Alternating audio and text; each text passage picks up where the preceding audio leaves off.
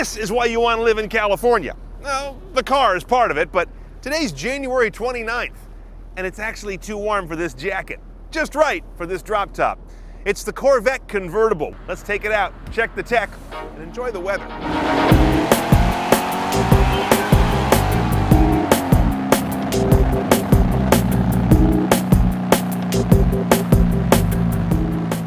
Now, a Corvette's not all about being a rolling electronics store. It's a muscle machine, but we are getting better evolved tech in these cars than we saw a couple years ago.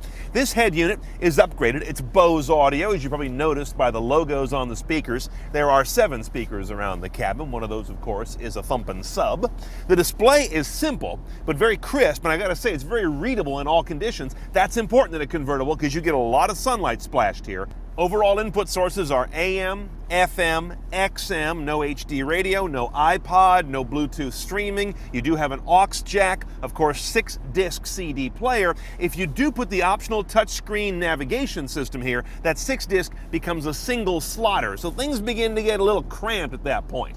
All but the base trim of the Corvette Convertible does have Bluetooth hands-free. A lot of things are duplicated. You can do Bluetooth hands-free or use the OnStar calling. You could get navigation, as I mentioned, in this car, or call OnStar for turn-by-turn directions. That's a GM thing. Our car, unfortunately, has the automatic transmission. Not a bad one. It's got a sport mode in the very back. When you're in that position, you can use the paddles up here as well.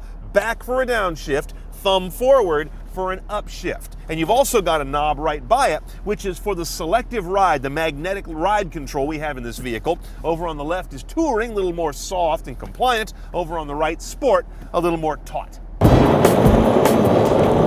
All the convertible Vettes have a 6.2-liter V8 doing 425 horsepower and about the same torque number, while somehow avoiding a gas guzzler tax. 1626 is the MPG. Well clear of cringe-inducing, certainly for a high-powered sports car. The standard 6-speed manual would have been fun, but this is a pretty darn nice tractable automatic. Check out the mechanism for the dual-mode exhaust. You can see the little whirly gigs down there opening up a freer flow path upon heavy acceleration, and you can hear the payoff. Aside from that great noise, it kicks up the horsepower and torque numbers a little bit. The ride quality is either firm or firmer, but it's nowhere near, say, the Nissan GT-R's level of unlivability in everyday use. Of course, half the fun of this car is that the top goes down, which eradicates one of my gripes about Corvette coupes, namely that they make me feel like a gunner in a pillbox. And when this top is down, you still have a separate trunk that is just about big enough for a crafty weekend's worth of gear for you and whomever. The upper trim level convertibles have a head-up display. Its graphics are primitive compared to BMW's, but speed, RPM, lateral Gs, and a few other data points are right there.